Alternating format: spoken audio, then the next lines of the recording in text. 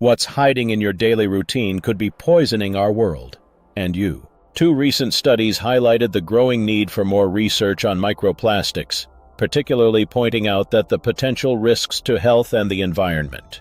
Our leave-on cosmetics and personal care products are mostly being overlooked by both researchers and regulators.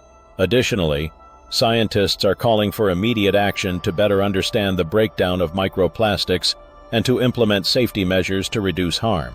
By 2040, environmental contamination could double, leading to widespread damage, said renowned marine scientist Professor Richard C. Thompson.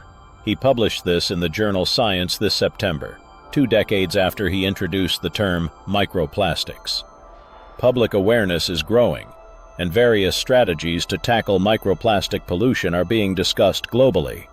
We now need clear data on the effectiveness of these strategies to mitigate the problem and prevent unintended consequences, he explained.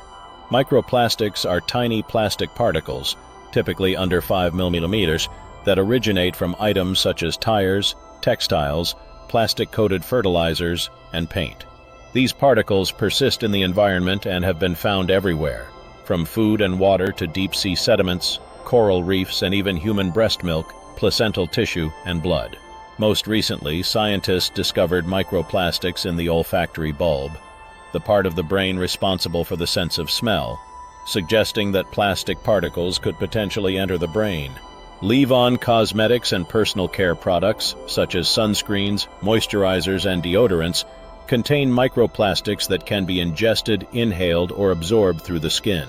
Moreover, the packaging of these products can shed microplastic particles into the contents, according to a study by University of Birmingham researchers, published in the Journal of Hazardous Materials in September. The limited testing of microplastics in leave-on products means that important aspects of contamination are being overlooked. These items are purchased more frequently than rinse-off products like soap and toothpaste, according to a research team led by Dr. Anna Kukkola. Of the nearly 2,400 products analyzed in 38 studies, only 2 were leave-on products, with the majority of tests focusing on items like soap, body scrubs, and toothpaste. The contribution of leave-on cosmetics to microplastic pollution is significant but largely unstudied, Kukkola noted.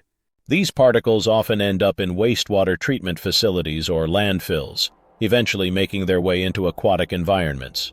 Despite the considerable exposure to microplastics through skin contact with these products, there's a lack of research into the health effects associated with this type of exposure. Our review found no studies that specifically investigated microplastic exposure from leave-on products, she added.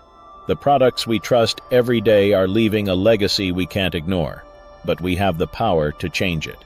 Microplastics won't disappear on their own. Demand change. Choose wisely. Protect our future.